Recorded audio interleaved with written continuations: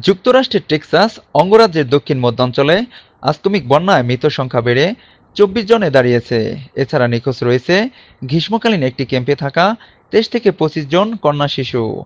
মৌসুমী বৃষ্টির কারণে গুয়াদালুপে নদীর পানি প্লাবিত হয়ে বন্যা হয়। স্থানীয় কর্তৃপক্ষ বলেছে, গ্রীষ্মকালীন ওই ক্যাম্প নদীর ধারেই ছিল। যুক্তরাষ্ট্রের সরকারি আবহাওয়া অধিদপ্তর টেক্সাস হিল কান্ট্রির কার কাউন্টির কিছু এলাকায় বন্যার জরুরি সতর্কতা ঘোষণা করেছে। সান অ্যান্টোনিও শহর থেকে প্রায় ৬৫ মাইল বা ১০৫ কিলোমিটার উত্তর-পশ্চিমে অবস্থিত এই এলাকায় বজ্রসহ ভারী বৃষ্টি হয়েছে। কার কাউন্টির কারভিলের নগর ব্যবস্থাপক ডেলটন রাইস সাংবাদিকদের জানান, ভোর হওয়ার আগেই হঠাৎ ভয়াবহ বন্যা দেখা দেয়। আগেভাগে সতর্কতা দেওয়ার সুযোগ পাননি তারা। খুব দ্রুতই গুয়াদালুপে নদীর পানি বিপদসীমার ওপরে চলে যায়। রাইস আরও বলেন, পুরো ঘটনাটি ২ ঘন্টারও কম সময়ে ঘটেছে।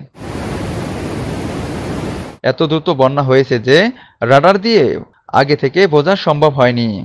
কর্তৃপক্ষ জানিয়েছে, কের কাউন্টিতে বন্যায় মৃতের সংখ্যা ১৩ থেকে বেড়ে ২৪ জনে দাঁড়িয়েছে। কাউন্টি শেরিফ ল্যারি এল লেইথা বলেন, কেন্ডাল কাউন্টিতে আরও একজনের মৃত্যু হয়েছে। তবে এটি আবহাওয়ার ঘটনার সাথে সরাসরি সম্পর্কিত কিনা তা এই মুহূর্তে স্পষ্ট নয়।